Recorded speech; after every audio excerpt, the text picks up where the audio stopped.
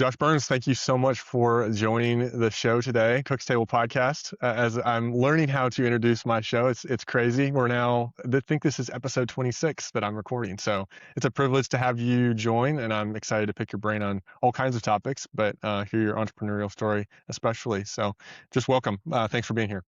Andrew, thank you so much for having me. I'm grateful to be here. You are a pro on this podcast game. Before the show, we were talking for the audience. We were talking about Josh's audio game. So for those watching, you'll be able to see there his fancy mic. This guy's a pro. I'm excited to have an actual pro on my show for once. So Oh my no, goodness. we've had some great guests, but why don't we do this? Why don't we just start with kind of an introduction of who you are, where you come from, kind of a brief description of how you got to where you're at right now. Just give the audience an idea of who they're talking to. Sure. Yeah. So, Josh Burns, I'm here in Chicago. Andrew and I share this amazing city here in Chicago, and and yeah. So, my family and I, we live here, and I have been in digital marketing for the last 16 years, and have I spent a lot of time in the nonprofit sector.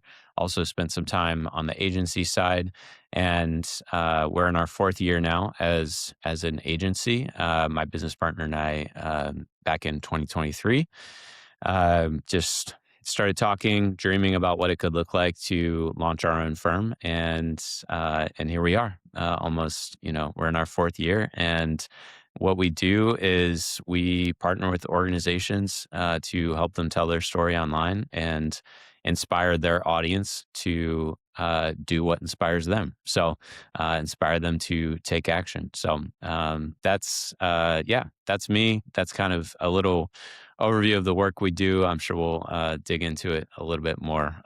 But yeah, Totally. that's a little bit about me. Thank you. Yeah, no, that's great. So, did you get a degree in marketing, or how did that? Where did the marketing idea come from initially, even with your first couple steps of experience?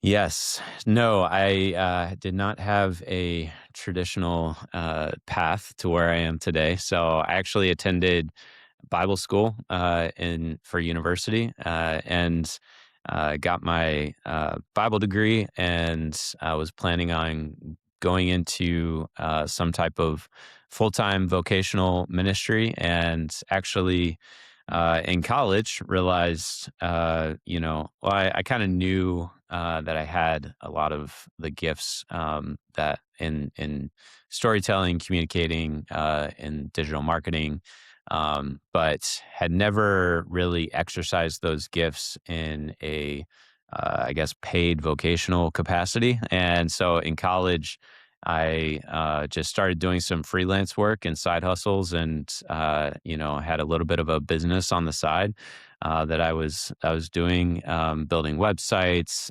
shooting and editing videos, doing graphic design work, and and then through that experience, actually, about halfway through college, realized like this was maybe where I wanted to go full time, and but I was also already halfway through my college career and felt like, well, I don't want to change paths now in my formal education, especially when at that time it felt like I could get, and this isn't a comment on anyone who has their degrees in marketing, because I'm sure you learned a lot more than I did at a much, in a much earlier place. But for me, at least, I realized I could try to go do this work full time, without pursuing a formal degree in it. And so I finished out my degree and in Bible college, and started networking and building relationships throughout my time there. And then straight out of school, transitioned into the workforce in a full time role in digital marketing. So, to answer your question, no, I don't have any, I guess, formal education in this. It's just been, the school of hard knocks, and learning on the streets. So, Totally, totally. Well, yeah. and I guess hearing that and hearing that background, and certainly want to understand more of your entrepreneurial drive and journey there. But it sounds like, I mean, that's in some ways what it takes to be an entrepreneur too, is that attitude of we're going to figure it out one Mm, way or another, we're going to get it done, mhm. and the formal training is not always necessary, and sometimes it's more of an impediment in certain Mm. entrepreneurial ventures. Um, so talk about that. I'd love to hear. Um, I know you just mentioned some entrepreneurship that you've entered into in college. Was that the beginning of it for you? Was there another moment that you go back and pinpoint as like this is a moment that you realized like, man, I think I'm built for going into business for myself in some form, you know? Hmm. Yeah, yeah, I mean, I think if I were to really go back all the way, it's like, I can see glimpses of this in my childhood, right? Mhm. Like I remember as a kid, I would have lemonade stands all the time in the summer, and to the point where it was even like I would have like incentives on the cups, and like actually like building like the little at the time like McDonald's Monopoly was like huge back then. Okay. And so I would take some notes from that, and so there were like, and I had a little other small things along the way throughout my childhood, but at the same time I am also someone who um is not necessarily wired to take risks. So I would say at least I'm somewhat risk averse. And so that's always been the tension for me, even in college when I was, doing a lot of the freelance work that I had started.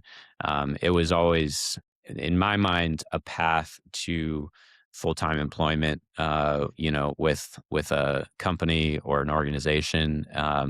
And it was fun, it was great to do freelance work, but I never really could see myself, or had like the mental framework, I guess, to see myself actually like building a business of my own that could sustain not only myself but my family and other team members and all of these things, right? So yeah, so I think, as I look back, I can you it's hindsight's always 2020, right? So I can look back and see like, oh yeah, as a kid, like I did have a little bit of an entrepreneurial bent. Some of this came out in college.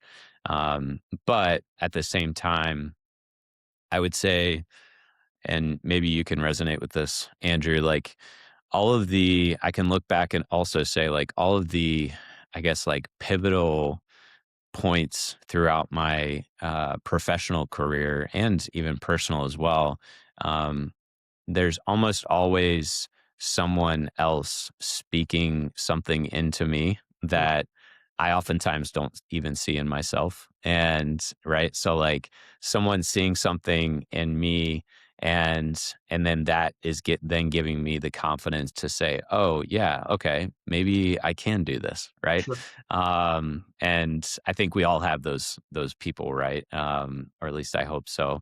Mhm. And so yeah, so I think that's been, a little bit of my journey over the years, is just, I'm so grateful for the people who are a bit further along in their journey too, and they can kind of like look back and see me and see some things that are maybe underdeveloped, or just like some ways that I need to be spoken into to be given confidence in that way. So What was that moment like for you most recently when someone spoke something into you that changed the trajectory? And I mean, maybe what was if yeah. you're willing to share, what was the blind spot or learning about yourself that you got to do as a part of that? Mm. It's a good question. Specifically with the business, you're saying, or Sure, just in whatever, general? maybe whatever you were referencing. Yeah, I'm sure it Yeah. happens. There's many moments of this, right? But yeah, specifically Yeah. maybe with your latest venture. Yeah, yeah, for sure. I think, so yeah, very vividly, right? So I'm in the process of transitioning out of my previous role in my agency, and wasn't quite sure what was next. But through that process, started just, sharing. my resume as you do, and kind of like starting conversations with people. Um, and yeah, so I shared my resume with who a good friend, and then I see him, the next week, and one of the first things he says to me is like, "Dude, I saw your resume. Have you ever thought about like just starting your own thing?" And I'm like, yeah, thought about that a million times. But here are the reasons why. Yeah. Not I haven't done it.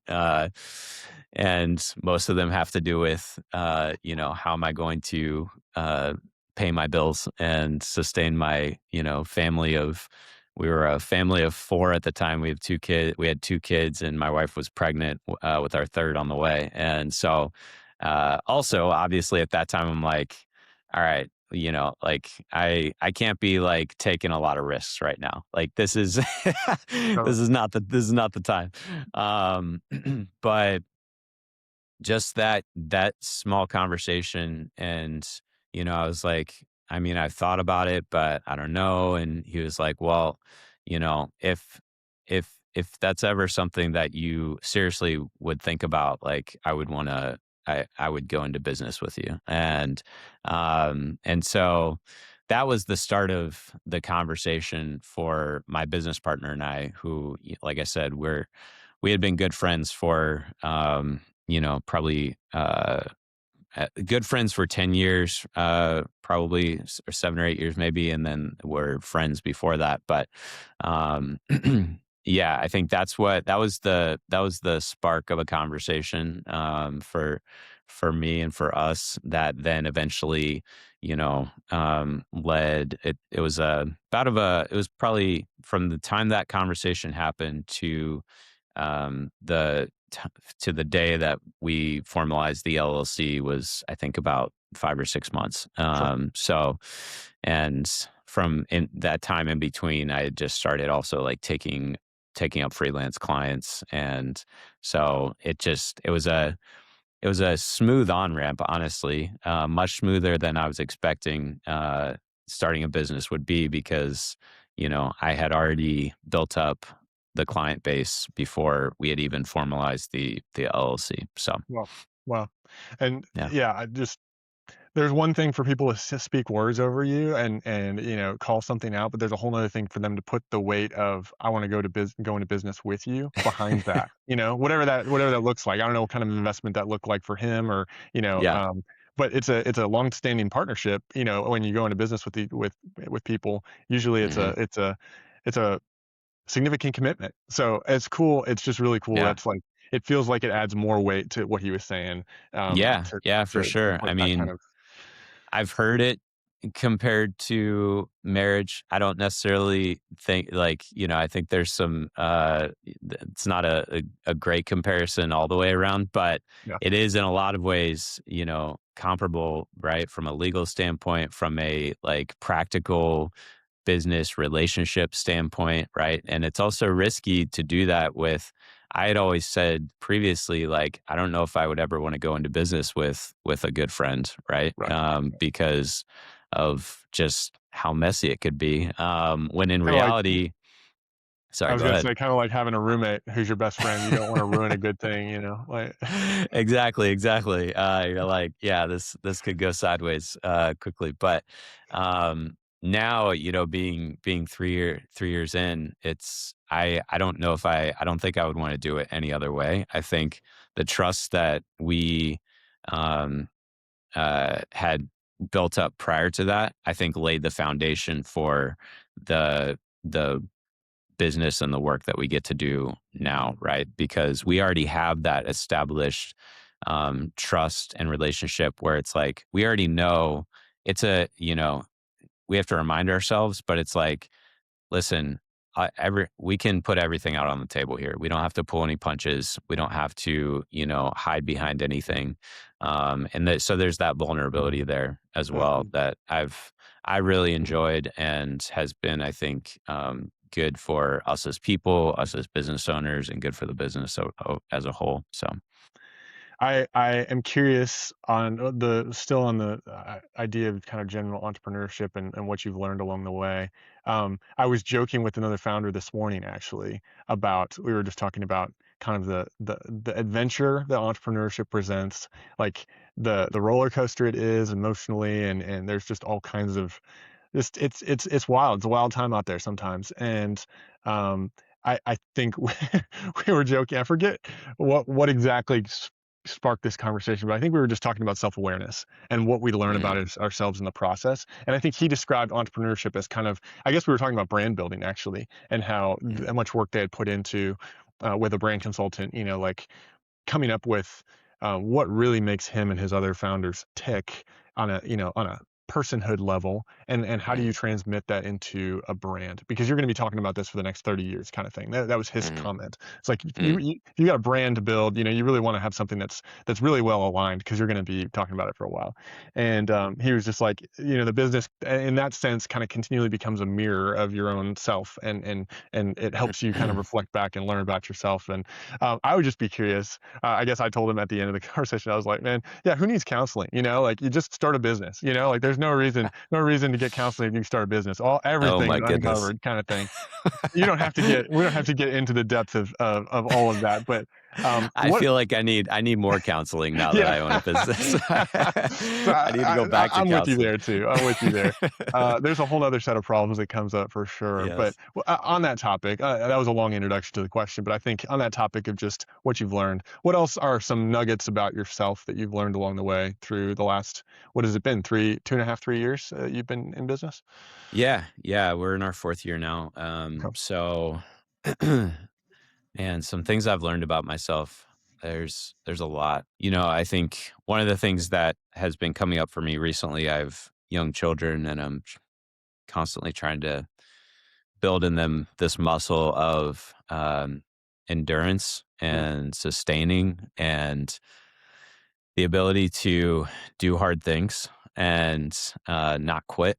And so, um, I think there's been a lot of that has been cultivated in me over the last 3 years. And at the same time, right, it's like I can look back at all my experiences over the last 15 years and work, and point to specific instances in each of those roles that have also prepared me for what I'm doing now. Right. So mm, I think, this is more of like a, verbal processing. Like you said, this is counseling. This is partly counseling. But no, I mean, I think the two things that are coming to mind right now is just this idea of, you know, again, like being able to push through hard things. mhm, Early on,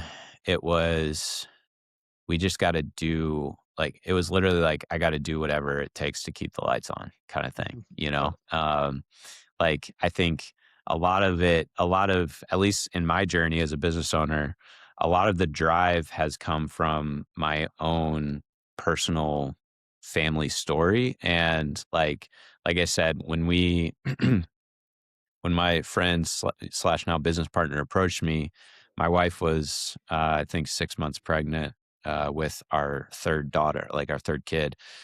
And um, and there was, like, at that time, it was like, all right, if we're gonna do this, like, I'm just gonna have to hustle. Like, Yeah. and there's not, for me at least, there was not much of a better motivation to hustle than, looking at my family and saying, like, all right, let's do this. Right. And, at least in that season of life, right? Like, I was the primary income for our family. And so, yeah, so I think that's a muscle that just continually gets strengthened, is just like pushing through, not quitting, Mm, being able. And I think part of that too is like being able to adapt and being able to see things and reframe things in a different way. I think when you're in a business development and sales role as well, um, I have no sales background, so a lot of that piece of the business has been very new for me. And so much of it is like reframing a no, Mm, basically. When someone tells you no or not right now, yeah, they tell you no, and then you have to reframe it as okay, maybe not right now, maybe in a year or maybe right. in 6 months or whatever it is. Um, so, it's like one of my favorite things is to go back through my closed or lost leads list and just like start doing outreach again Mhm. because it's like, all right, maybe there's somebody in here that needs us now, right? Um, anyways, I'm going on tangents now, but I think those are some things that come to mind. Mhm. And then the other thing that my wife is constantly teaching me and reminding me of is that I need to get better at celebrating wins. Mm. And I'm a bit of a pessimist by nature. I like to say I'm a realist, but I'm a pessimist a bit. And so, it's like whenever something good happens or like we'll sign a new client and it's like, all right, we signed the new client and my first thought is like, all right, we got a lot of work to do. Let's build the plan to get the work done. And my wife started doing this thing early on when I started the business where it was like every time I would sign a new client, she would buy me a bottle of bourbon. And Mm. that was just like her way of helping me celebrate. Mhm. I enjoy a sip of bourbon from time to time, in moderation. And so those are some ways that I just I and especially when I'm working with other contractors, team members, or whatever it is, like I have to be able to celebrate the wins with Yeah. them and celebrate, the things that they're doing well as well. That's fantastic. When I think of those challenges, the antidote to that, in my mind, part of the antidote would be returning to the reason why, returning to like your central, um, yeah, purpose in navigating these things, and in what's the purpose of this exercise? What's the purpose of like why did I end up wanting to be an entrepreneur in the first place? That's the question that I think can so often be something we return to, a position of strength to carry us through those difficult times. Do you have an Mm. idea of, or I mean, I'm sure you do, but are you able to succinctly kind of put into words what you would describe your overall why to be in what you do and who you are? Mm. Yeah, yeah, that's a great question. I think, and it takes on different life forms based on whether I'm talking about myself personally or our business. I think for myself personally, you know, I'm wired to meet people's needs. Mm, So, my why is meeting people's needs. And then something else I borrow from Simon Sinek as well, he talks about and start with why is, um, you know, inspiring people to do what inspires them. hmm, And so I do that through, right, like the work we do in marketing and storytelling, helping people tell their stories and helping them actually understand better, not just what their why is, but how that then works out in their own work and then how they can bring other people into their why as well, right? Like hmm, that's at the end of the day, that's what all of us are doing, whether it's business owners or organizations or businesses, whatever it is right. Like we want to bring more people into our why, mhm, um, and because we believe in it. So yeah, so I think those are, I think about my why and what gets me out of bed every day. It's just, like meeting the needs of people. And again, I can look back at my childhood and my parents, my grandparents, people who poured into me at a young age, like all of that was being cultivated from a young age, hmm. and so yeah, I appreciate that question because it's it's great to be able to reflect on back on that and Mhm. yeah, and be reminded of that. I just think it's a good grounding exercise. It's like what are those toughest days, like, and even the non-tough days. It's like, well, what is this all about? Let's not lose sight Mm, of like the main thing. Keep the main thing the main thing. So speaking of the main thing, I want to transition to, with the time that we have left together today, transition to a little bit of the specifics of what you do to meet the needs of others. What exactly you do with your firm, and really kind of tap into some of your marketing knowledge for those who might be listening who are either business owners themselves or are thinking about getting into the space that you're in as well. mm, Or hopefully there might be some nonprofit people listening out there as well, who could potentially look into using you as well. So I have, it was interesting preparing for this episode because it's interesting to mm. look back at my episodes so far and see, man, I've had a couple of marketing people on, like, Okay. a solid number of marketing people on. And there's been, several different kind of niches or service offerings, and I guess to give you a couple examples, one firm represented was big on brand design and like brand refreshes, and then there's web design involved in that. Another firm was videography was a part of their thing, web design obviously, but then the one other thing they did was like promotional products, like Mm. mugs and like mouse Yeah. pads and stuff like that, right? And so more tangible. But then and so that's not as much on the digital, I can understand.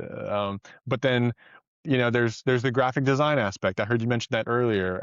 There's the podcasting side of things. This guy that I mentioned to you on the front side of the pod today, he's helping digital marketing efforts through hosting or producing podcasts. Like, Mm. I guess my bigger question is, in light of all of that, like, how do you define digital marketing? And then do you have a framework for defining like what you do? In the broader ecosphere of digital marketing, like everything that digital marketing entails. Yeah. Yeah. Yeah. It's a great question. I think, first of all, just since we're starting with our why, Mhm. our mission at Spark, and this is the mission that we share all the time, is to grow mission-driven organizations through data-informed, human-centered digital marketing strategies. And so, you asked the question, how do you define digital marketing? All of marketing is really, one, it's storytelling, but really at its core, it's reaching the right people at the right time with the right message to inspire them to take action on whatever it is that you're doing. So, um, you put digital in front of that, and you just think about that in all of the digital spaces that we now live in on a daily basis, hourly, minute by minute basis, right?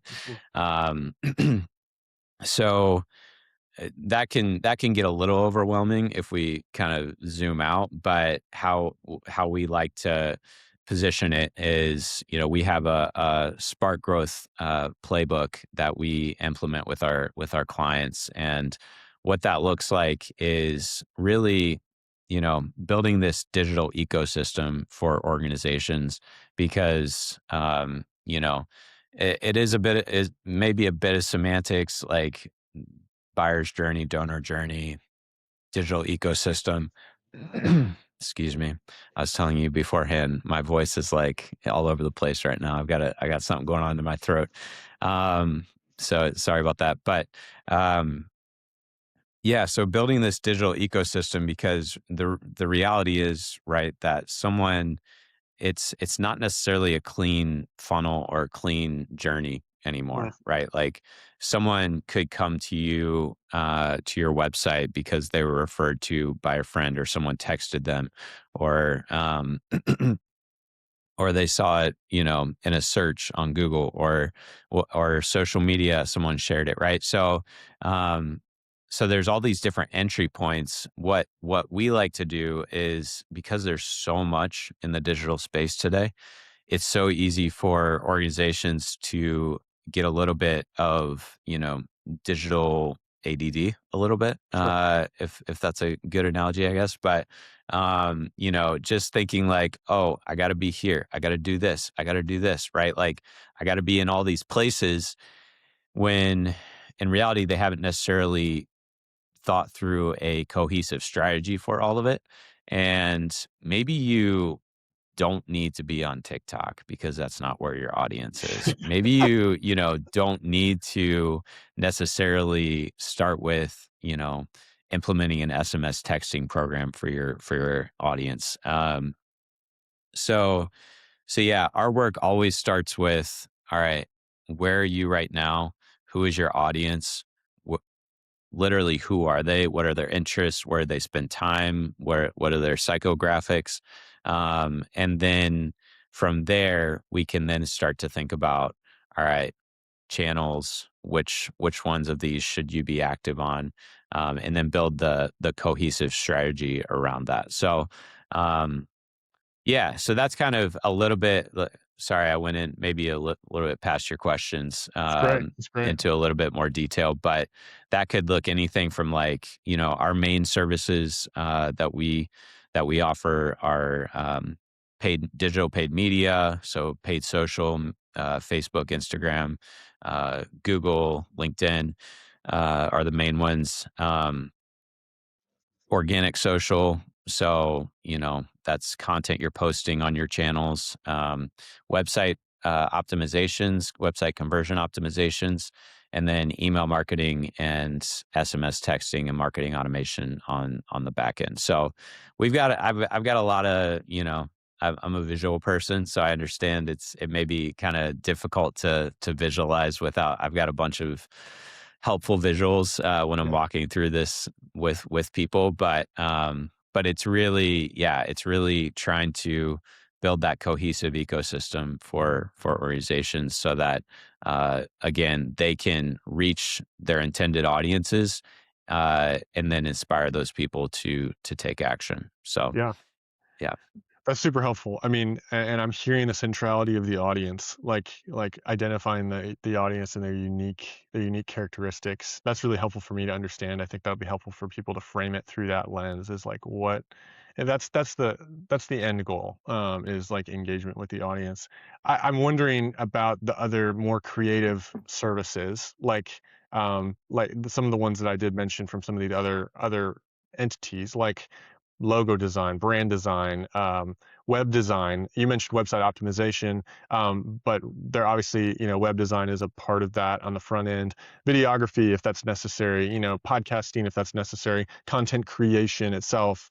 Um, like, how much of that space do you handle directly, or do you strategize with clients on those channels, if you will? Which I assume that's what you mean by channels, Mhm. or those mediums. And then do you freelance, or do you contract that out, I guess, or do you do that in house, or any of that at all? Yeah, yeah, great questions. I mean, like you said, there's a plethora of different content mediums that exist today, Sure. right? Yeah. And so it really just depends on the needs of the client and then also whether or not we can meet those needs in the way that they need. So, you know, we love partnering with other. We have partner agencies that we work with. Whether it's like long form video. We're not a full production house, so Sure. I'm not gonna show up to your business or nonprofit with like a full, video production kit and directing video and all that. We have partners that we work with in that space that can do that and do that much better than we can. So yeah, so I mean, I think the ones that come to mind that you mentioned that we do serve in or we potentially partner with others as well would be like graphic design. Mm. We do some branding, and yeah, and then websites. Like we can take on full website projects if needed. Mm. But again, it's like one of the things I've had to learn as well, and you're probably learning, is like, what do we need to focus in on so that we can, one, right, like give the best product to our clients Mhm. and serve them in the best way that we can. And then two, what's going to be most sustainable for us as a business, right? And so, um, we've been in slash we're entering into, we're continuing to be in this environment where, you know, you can drill down and be experts in very specific things, Hmm. and still do well in those things, from a sustaining standpoint. So, um, yeah, so that's where we know our limits. We don't try to be everything to everybody. Sure. And yeah, so when it comes to, I would say, like, you mentioned content. Yeah, we do have copywriters, and we will, if it's an organic social strategy, we're going to build that strategy and implement it. Right, Okay. we'll write the content, we'll build that and produce it and schedule it and manage the channels, um, and graphic design as well. Um, yeah, video is just like, it's a whole different beast.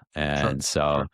I try to know my limits Yeah. and work with people much better than me in those ways. So yeah, that's helpful clarity. Yeah, I resonate with some of the sentiment you expressed. Where even as I build out a finance and accounting firm, it's like the amount of possibilities of jobs to be done, if you will, or potential solutions to offer is Mm, endless. And yeah. certainly, especially if you don't have a niche. In your case, you've niched down, or at least from a marketing perspective, you've niched down to nonprofits.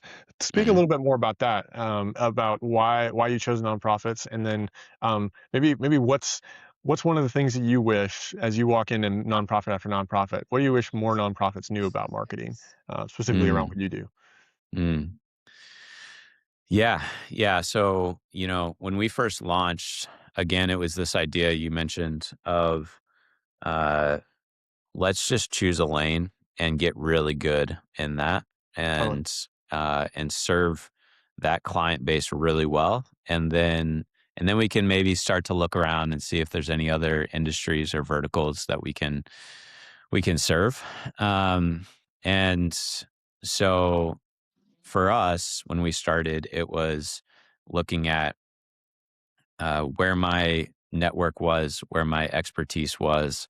And, I think I may have mentioned this earlier, but I spent the first half of my career in the nonprofit sector in in-house roles, in digital marketing. And so really got a lot of experience on the ground building digital fundraising campaigns for nonprofits.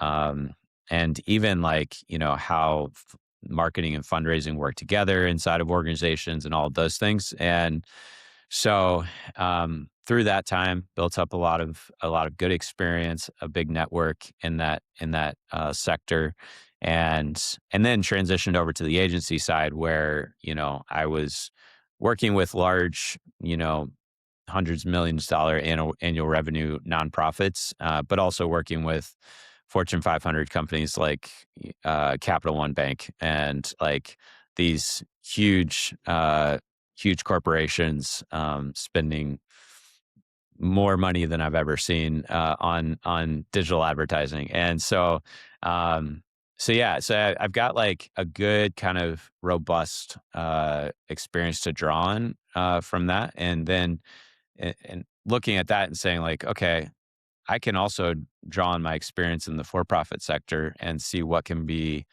needs to be transferred over into the nonprofit space, because there's a lot of opportunity there. So that was our original why behind why we went and really focused in on nonprofits. And that's not to say we haven't taken other types of clients over the years. But as you probably know as well, from a public positioning standpoint, it's really hard to talk to everyone uh, at the same time, right? You have to kind of like water down your message a little bit, make it a little bit more vague and unspecific, right? Whereas when I'm marketing and connecting with nonprofits, I can talk directly to them. And what I'm talking about right now is like LinkedIn content or other types of like marketing channels where I can just say like, nonprofit leader, here's what you need to know right now, right? Right. Because this is happening across the sector, whatever it is. Um, and yeah, I just think that's really at the core of a lot of, especially as a small business. I think as you grow, you can start to figure some of those other things out. But when you're starting out small, at least in my opinion, it's really good to just niche down and talk to a specific ICP or ideal client profile, right? Yeah. So you had another half of that question that Yeah. I'm Yeah. Sorry. forgetting, but I no, bunched you're them fine. together, but I want to You're give good. you the opportunity to speak to like what you wish more nonprofits knew about marketing. Like what are some of the things that you see most frequently, or how would you answer that Yeah. question? Yeah, it's a great question. I think I was just on a call with somebody else in this sector, and I think one of the things that I just am constantly having to remind people is that I think oftentimes the work that nonprofits do on the programming side is obviously like the mission of the organization, right? Um, but everything else kind of gets like treated as like not worth the time or the money or like the resources, right? And I'm speaking more so to like the admin, development, fundraising, marketing side of things. Um, and that's, I think, something that's changing Mm, in this sector. But I think it's something we have to continually remind ourselves of is that marketing, again, at the end of the day, is storytelling, and it's actually necessary infrastructure for nonprofits right now. mm, Um, we're seeing giving go down to levels and across the entire nonprofit sector, giving is going down to levels that we've never seen before. mm, And that doesn't necessarily mean that generosity is going down. I actually think generosity is growing and going up. It's just we're seeing it play out in different ways. Um, but uh, but all the more reason for us to be able to tell these stories of what I believe are some of the most important work that's happening in the world right now, right? mm, We have a client that is doing humanitarian aid and refugee work and refugee relief work in the Middle East right now. Um, and, in places that most of us know of and that are in the news. Um, and that's really important work that we need to be able to tell those stories mm, and share that with more people so that more people can get involved and people on the other side of the world, displaced people. They just started a school in Syria that I got a picture in my email yesterday from our client. They just started a school in Syria. There's 16 kids in this school now that were displaced and are refugees, and now they have a place to sit and learn and in a somewhat stable, safe environment. So, um, anyways, all of that to say, yeah, I think marketing needs to be viewed as necessary work. It is the work mm. as well. It's part of the mission, and as you maybe can tell, I'm somewhat passionate about it. So yeah.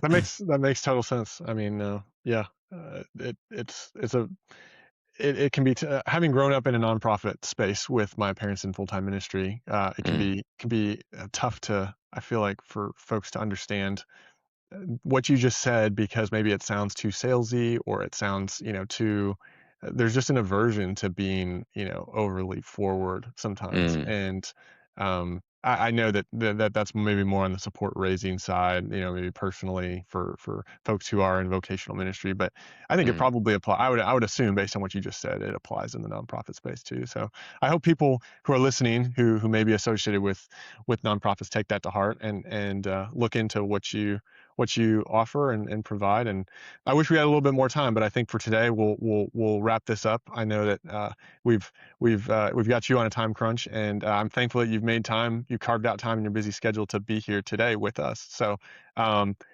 until next time, thank you for joining us, Josh. Thank you so much, Andrew. This was a blast. Yeah, sorry, it's my fault. I'm putting a time limit on this because I have other things I have to get to. But yeah, Understood. grateful for this space, and I'm just grateful for you, man. I'm grateful that you're doing this work and you're creating this space. You're in my LinkedIn feed all the time with these episodes, and so I love this space for business owners and entrepreneurs to come and share their stories, and because I think it's inspiring for other people on this journey as well. So thank I you. hope so. Yeah. Thanks for the encouragement. So we'll look forward to the next time.